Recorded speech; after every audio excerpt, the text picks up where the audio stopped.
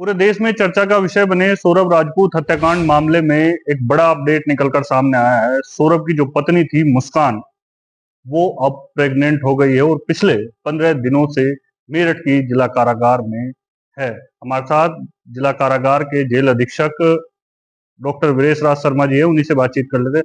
Sir, मुस्कान का test कराया गया था, मुस्कान की तबीयत खराब बताई गई, उसके बाद टेस्ट हुआ, क्या रिपोर्ट में निकल कर आया और कितने और बंदियों का टेस्ट हुआ? देखिए, कारागार की सामान्य प्रक्रिया होती है। जब बंदी आता है तो जो कारागार में चिकित्सक हैं वो प्राइमरी स्वास्थ्य परीक्षण करते हैं।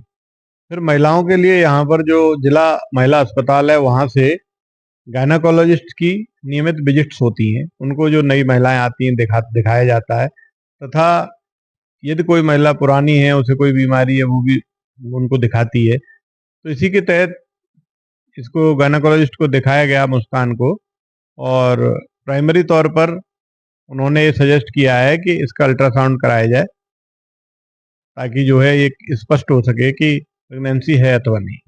प्रेगनेंसी को लेकर तो स्पष्ट कर दिया है मेरठ के सीएमओ डॉक्टर अशोक कटारिया ने कि जो रिपोर्ट है वो पॉजिटिव आई है। अब अल्ट्रासाउंड के लिए आपसे बोला गया है कि आप मुस्कान का अल्ट्रासाउंड कराएंगे। अल्ट्रासाउंड के बाद जो खान पान की चीजें है, क्या उसमें भी बदलाव किया जाएगा? अल्ट्रासाउंड सीएमओ साहब ने अगर कहा है, पुष्टि की है, तो वो बिल्कुल सही होगी, क्योंकि जो गायनेकोलॉजिस्ट है उनके ही अंडर में है, उन्होंने उनको रिपोर्ट दी होगी। अल्ट्रासाउंड हमें कराना है, उसके बाद जो रिपोर्ट आएगी फिर उनको बुलाया जाएगा गायनेकोलॉजिस्ट को। जो डाइट प्रेस्क्राइब करेंगी, जो दवाएं प्रेस्क्राइब करेंगी, वो उसको दी जाएंगी। उन्हीं के गाइडेंस में उसका इलाज चलेगा, उन्हीं के गाइडेंस में उनकी दवा चलेगी और डाइट चलेगी। अच्छा, वर्तमान में जो मुस्कान है वो आपकी जेल में बंद है और कार्य भी कर रही है, सिलाई का कार्य भी सीख रही है और साहिल भी जो खेती का कार्य है वो सीख रहा है। क्या स्थिति है अभी दोनों? दोनों लोगों की दिनचर्या सामान्य है, और जो इनको विड्रॉल सिम्टम रोकने की दवाइयां थी वो लगभग बंद हो चुकी हैं। दोनों लोग सामान्य रूप से अन्य बंदियों की तरह जो जेल की दिनचर्या है, उसी दिनचर्या के अनुसार अपना जीवन व्यतीत कर रहे हैं।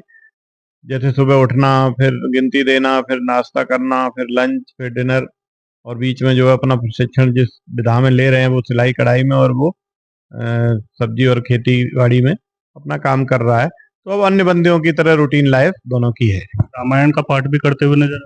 हाँ, शाम को महिला बैरक में रामायण का पाठ करती हैं महिलाएं, अक्सर सुंदरकांड करती हैं, सुबह भी होता है, तो वो रामायण और सुंदरकांड दोनों के पाठ में भाग लेती है। तथा यहाँ पर माननीय सांसद जी मेरठ के आए थे, उन्होंने एक अभियान चलाया हुआ है मेरठ में, घर घर रामायण। उसी के तहत 1504 बंदियों ने रामायण की प्रतियां ली थी। वो भी साहिल ने भी ली थी और मुस्कान ने भी ली थी, तो दोनों उसको पढ़ रहे हैं। अच्छा, जो मुलाकात का सिलसिला है वो भी साहिल के परिजनों का शुरू हो गया है। कौन कौन अब तक साहिल से मुलाकात कर चुका और कितनी बार मुलाकात हो चुकी है? साहिल की मुलाकात उसकी नानी के द्वारा की गई 2 बार, और मुस्कान की अभी तक कोई मुलाकात नहीं आई है। देखिए, मुलाकात का ये प्रक्रिया है कि यदि कोई आवेदन देता है, पर्ची लगाता है, और उसकी मुलाकात ड्यू है, तो हम बंदी से पूछते हैं कि आपको इनसे मुलाकात करनी है कि नहीं करनी है। यदि वो कहता है करनी है या कहती है कि मुलाकात करनी है, तो हम लोग जेल मैनुअल के प्रावधान के अनुसार आधा घंटे की मुलाकात कराते हैं। अब जेल से मुस्कान को अल्ट्रासाउंड के लिए लेकर जाया जाएगा, कब लेकर जाएंगे? अल्ट्रासाउंड मुस्कान का कब हो? अभी ऐसी कोई तिथि निर्धारित नहीं हुई है। ये हम पुलिस प्रशासन, सीएमओ, मेडिकल कॉलेज और जेल से समन्वय आपस में स्थापित करके जो डेट वहां से मिलेगी उसके अनुसार कार्रवाई करेंगे। बहुत बहुत धन्यवाद। मेरठ जेल के जेल अधीक्षक थे डॉक्टर वीरेश राज शर्मा, बता रहे थे कि मुस्कान की प्रेगनेंसी रिपोर्ट पॉजिटिव आने के बाद अब उसका जो अल्ट्रासाउंड है वो कराया जाएगा, साथ ही उसके जो खान पान की चीजें हैं उसमें भी परिवर्तन किया जा सकता है। मैं अपने सहयोगी के साथ राजू शर्मा, हिंदी खबर मेरठ।